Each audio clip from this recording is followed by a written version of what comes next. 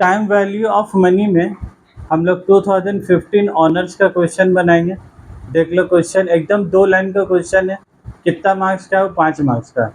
Mister X invested 50,000 at an interest of 12% per annum for 3 years. कितना साल पैसा लगाएगा वो? 3 साल के लिए। लेकिन ये जो 12% इंटरेस्ट पर एनम है ना, 12% क्या बोला बोलो?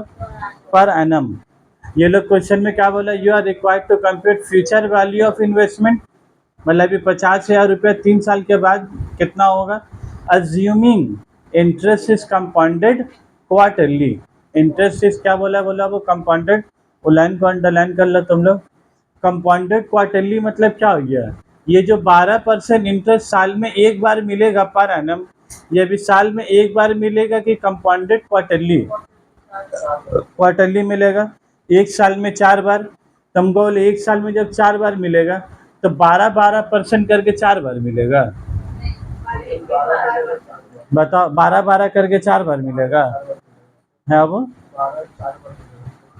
12 4 बार मिलेगा। तो 12% 4 बार मिलेगा कि 12 डिवाइडेड बाय 4 करने होगा? 12 डिवाइडेड बाय 4। तो हर क्वार्टर में कितना मिलेगा? 3%। हर क्वार्टर में कितना मिलेगा बोलो? 3%। तो 4 बार मिलेगा का मतलब ये नहीं हो गया कि 12 करके 4 बार, तो 48% इंटरेस्ट हो जाएगा। 3 करके 4 बार मिलेगा तो कितना हो गया? 12 बार। अब हमको एक बात और बताओगे, इसमें कितना साल मिलेगा? 3 साल। कितना साल बोला? 3 साल। तो एन तो हो गया 3। लेकिन एन का मतलब हम लोग क्या बोलते हैं? Number of year. लेकिन एन का मतलब नंबर ऑफ ईयर नहीं होता है। एन का मतलब सही तरीका टेक्निकल का बात किया जाए, एन का मतलब नंबर ऑफ ईयर नहीं होता है। एन का मतलब होता है नंबर ऑफ पीरियड। एन का मतलब क्या होता है? Number of period. तो अगर एक साल में 4 बार, तो 3 साल में कितना बार मिलेगा? 12 बार। तो तुमको 3% का कितना बार मिलेगा? 12 बार। तो जब तुम इसका फॉर्मूला बैठाओगे तो फ्यूचर वैल्यू, तुमको बताओ एक बात, फ्यूचर वैल्यू ऑफ एन्युटी लगाएंगे कि future value of single cash flow?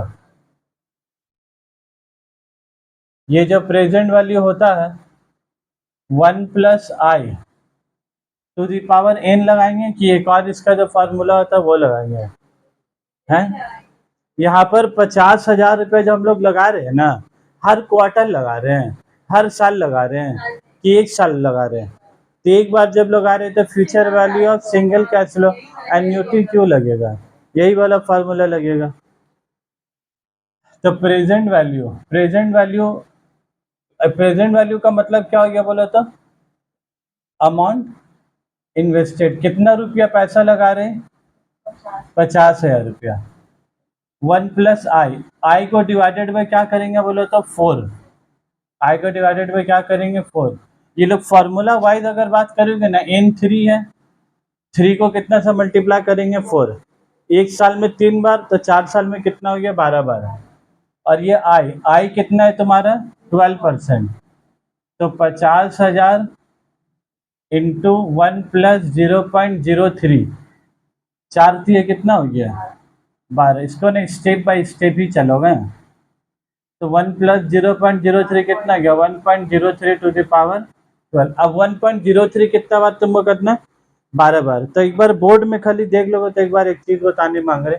Actually याद है तुम लोग को क्वेश्चन नंबर 1 हम नहीं कराएंगे, नोट्स का नहीं कराया। हम क्या बोला था? वो क्वेश्चन 2 लाइन का थोड़ा सा हट के ऐसे ही टाइप का क्वेश्चन है ये वाला तुम्हारा। उसमें ना लोग नॉमिनल रेट ऑफ इंटरेस्ट तुमसे पूछेगा। तो 1.03 टू द पावर 12। तो यहाँ पर ही ये जो हम लोग डिवाइडेड बाय 4 और मल्टीप्लाइड बाय 4 किया ना, ये डिवाइडेड बाय 4 के लोग फार्मूला में क्या बोलता है? एम। और ये जो इंटू 4 के उसको तुम्हारे क्या बोलता है? एम। तो हम लोग ये फार्मूला बताया नहीं था तुम लोग को, इसलिए नहीं बताए थे भाई। नॉर्मल सा चीज है, फालतू अब एम एम बता के क्या करेंगे हम? 12% 4 बार, तो मतलब 3% करके 4 बार देगा तो 12%। और एक साल में 3 बार दे रहा, एक साल में 4 बार दे रहा, तो 3 साल में कितना बार इंटरेस्ट देगा? 12 बार। तो वही लोग करता है कि आई डिवाइडेड बाय एम और एन मल्टीप्लाइड बाय एम। तो बस ये फार्मूला बता दिया, तुम लोग कॉपी में लिखने में काम देगा। अब हमको बताओ कि 1.03 कितना बार करना है? वो 12 बार। कैसे करोगे बताओ कैलकुलेटर में?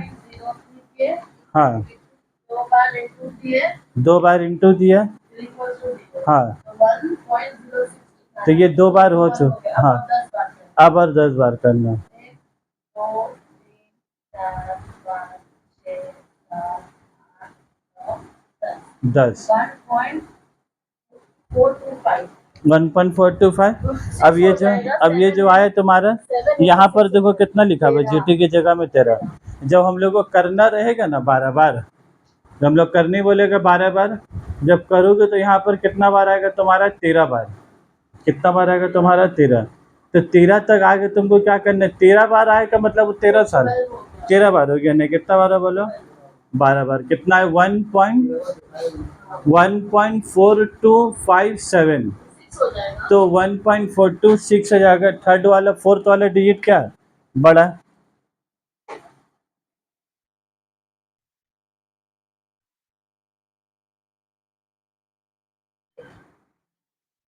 ध्यान नहीं दोगे नहीं, तुम क्लास में बता दो, फिर वही हालत हो जाएगा। तो 50,000 इंटू कितना जाएगा, 1.4257। तो 6 हो जाएगा तो ये 75 से ज़्यादा, तो ये कितना है तारा, +1 हो जाएगा, तो 1.426। अब उसको इंटू कर तो 50,000 इंटू 1.426 कितना हो गया बोलो, 71,000। ठीक है बन। अब एक बार हम वीडियो में वो दिखा भी दे रहे, ठीक है, ये 1.426 कैसे कैलकुलेट करके करेंगे। जिन लोग का दिमाग कमज़ोर है एक बार देख लो कैलकुलेटर में।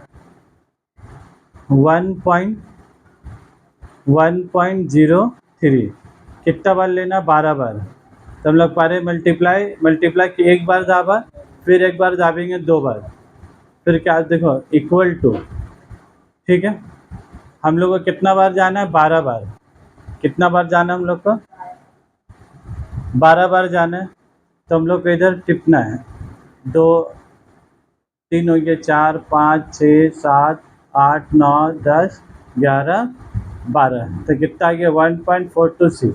और हम एक चीज़ और बताएं, ये जो जीटी दिख रहा है, ये जीटी में यहाँ कितना लिखा हुआ है, 13 बार।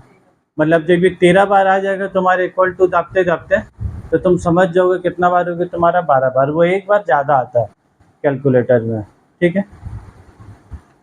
तो इसी के साथ ये क्वेश्चन तुम्हारा क्या हुआ, समाप्त। ठीक है, अब चलते हैं अगला क्वेश्चन। अब डायरेक्ट तो बनाने के लिए ना उसमें नॉमिनल रेट ऑफ इंटरेस्ट, ठीक है।